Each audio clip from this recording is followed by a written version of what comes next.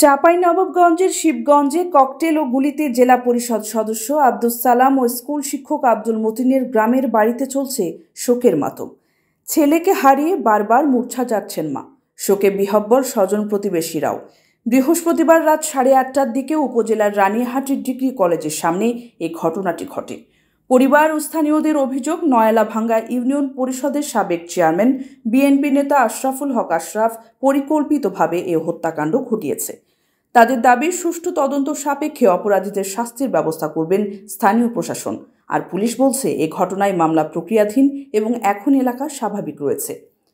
এলাকায় আধিপত্য বিস্তার করতে নয়ালাভাঙ্গা ইউনিয়ন আওয়ামী লীগের সাধারণ সম্পাদক আব্দুস সালামের সাথে সাবেক চেয়ারম্যান বিএনপি নেতা আশরাফুল হক আশরাফের মধ্যে দীর্ঘদিন ধরে দ্বন্দ্ব চলে আসছে। পূর্বের দ্বন্দ্বের জের ধরে এই ঘটনা ঘটিয়েছে আশরাফ। অভিযোগ নিহত পরিবারের।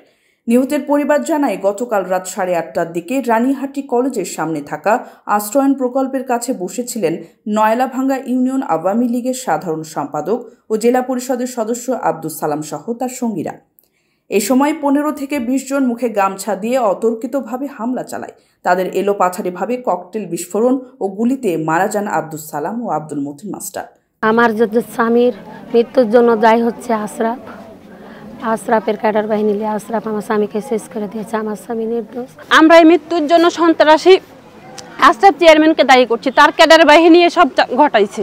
আমাদের ইউনিয়নের সাবেক চেয়ারম্যান আশরাফুল হক, তার সাথে আব্বুর দ্বন্দ্ব ছিল, কিন্তু কিছুদিন আগে তারা মীমাংসার কথা বলে আব্বুর সাথে মিল করেছিল, কিন্তু মিল করেই তারা আমার আব্বুকে ষড়যন্ত্র করে মেরে ফেললো। এভাবে প্রতিদিন যেখানে বসে থাকে ওখানেই যেয়ে বসেছিল। তো সন্ধ্যার কিছুক্ষণ পরেই প্রায় 8:30 নাগাদ সন্ত্রাসীরা অতর্কিত হামলা চালায়।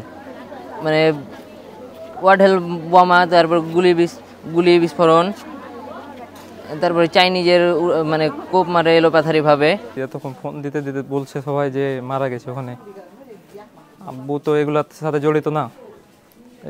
এই আব্বু হচ্ছে টিচার। আমরা সুষ্ঠু বিচার চাই, কিছু বলতে চাই না।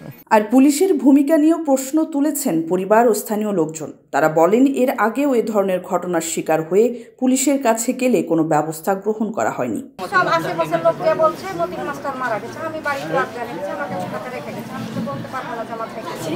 অবশ্যই অবস্থান হওয়া দরকার। কে করছে, কার দ্বারাই হচ্ছে, কেন হচ্ছে, এটা কি পুলিশ ডিপার্টমেন্টের কি দায়িত্ব না?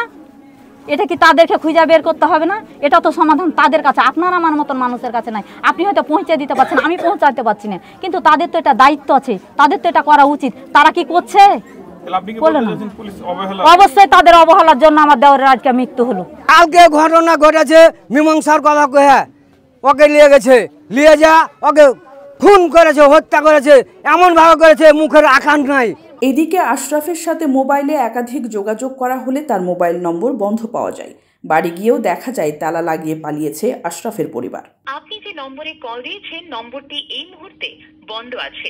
আর নয়ালাভাঙ্গা এলাকায় আধিপত্য বিস্তার নিয়ে সালাম ও আশরাফ দুই পক্ষের দীর্ঘদিনের বিরোধ রয়েছে। এই বিরোধের জের ধরে তাদের হত্যা করা হয়েছে বলে ধারণা করা হচ্ছে। তবে এ ঘটনায় মামলা প্রক্রিয়াধীন রয়েছে এবং এলাকার অবস্থা এখন স্বাভাবিক রয়েছে বলে জানান পুলিশের এই কর্মকর্তা।